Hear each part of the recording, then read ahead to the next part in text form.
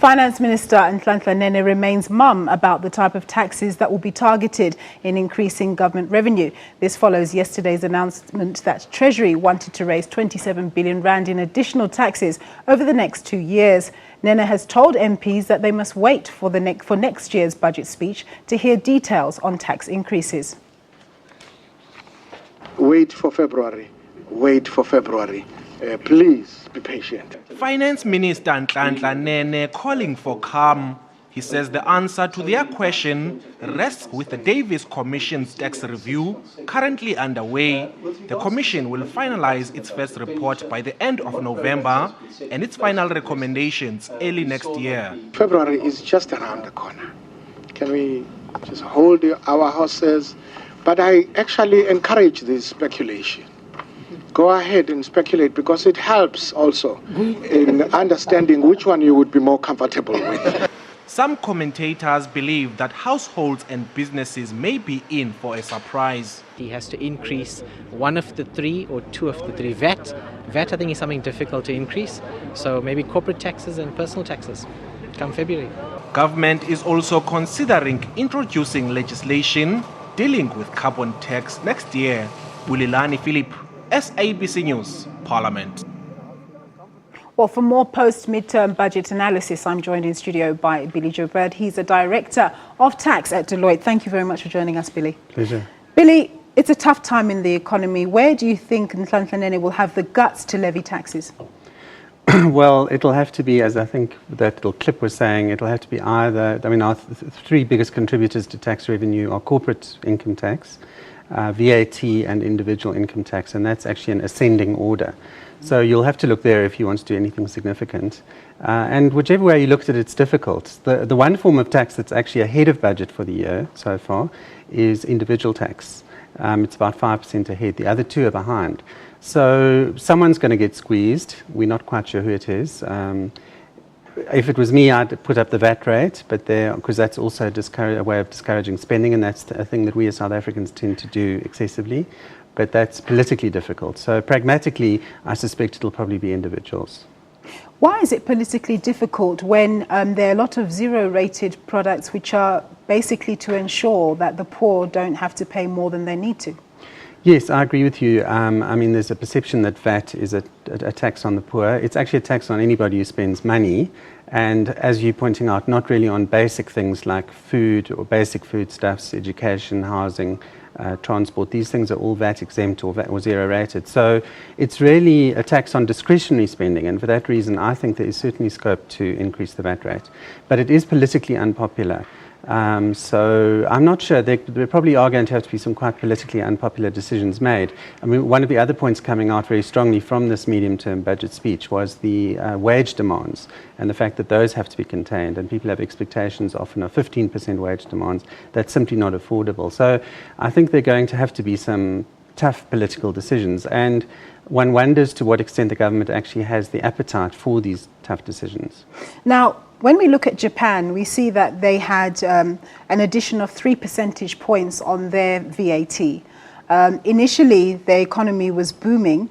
That was ahead of the VAT rising. And then suddenly, bang, their economy contracted. Isn't there a danger that could happen with South Africa, regardless of which tax? I don't think so. I mean, I think that Japan is a very different economy. They tend to be big savers, which no one can accuse us of being. Secondly, I can't see VAT going up by 3%. It would be probably 1%. Thirdly, South Africans have a much bigger tolerance for price increases. You know, Japan actually faces a thing called deflation, which is completely unknown to us. We have inflation, so we're used to prices going up by 6 or 7% on average every year. So an extra 1% is not likely to make too much difference. And the final point is, I don't think if it were to happen, we would get a huge amount of warning. I think it would be announced and it would go up. So it wouldn't be a case of you've got several months, to spend your money before things go up by 3%. And that's really what the scenario was in Japan. Now, very topical, government says it's going to assist its beleaguered state-owned enterprises, but without touching state coffers. So if that's the case, what options does it have? Well, the one thing that was mentioned is selling off 20 billion rands worth of non-essential assets. So, obviously we're not sure at this point what those are. It sounds like a sensible thing to do. Apart from that, there's lots of talk of public-private partnerships, bringing presumably the private sector and private capital into infrastructure investment and that kind of thing. Again, what form exactly that will take remains to be seen. I do think it's important for us to support our parastatals, but we also have to push for delivery from those parastatals, because it's not just about money, it's also about value for money. Now, if we look specifically at Eskom, it's a very strategic entity. If government decides to go ahead and get into a part equity deal with the private sector, how can it do that and yet ensure that it's still able to be in charge of the strategy for that company? Look, I suppose there are different ways of doing it. One way is to, I'm not sure if that actually involves selling off equity at Eskom itself. If it does, I'm sure the government would probably want to retain a majority shareholding, which would give it that control. Otherwise, there could be scope for joint ventures. So, for example, you could have private vehicles involved in a joint venture with Eskom. So that would mean that the government isn't actually giving away equity in Eskom. And there are lots of other ways of doing it. You could have financing deals. You could have, to some extent we have it already with private producers of electricity selling electricity back into the grid. That's a sensible way of actually generating more electricity without giving away any of Eskom. I think what I would like to see as a taxpayer is Eskom and all the other parastatals being run more efficiently. And whether that involves the government selling a stake in it, or I'm not really too concerned. But it is a concern that I think we also need to reassess what is really an essential asset. I think all of us would acknowledge that energy is absolutely essential, so that's not under debate. But I think lots of countries around the world have debated whether a national airline is actually an essential asset. And considering the extent to which the government is having to constantly support SAA, that might be another question that we need to ask ourselves. And lastly, and very quickly, Billy, Judge Dennis Davis was recently speaking about the concept of base erosion and profit shifting, saying that companies who are avoiding tax could be doing a lot of harm to the fiscus. To what extent do you think that's true in terms of the South African fiscus, and broadly, what are international players doing about this issue?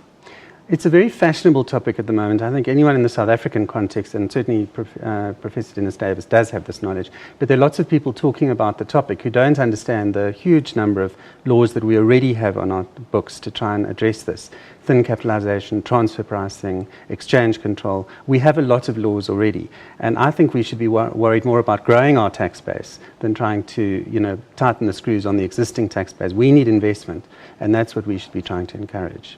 Okay, that's where we'll leave it. Thanks very much. That was Billy Gilbert. He's a tax director at Deloitte.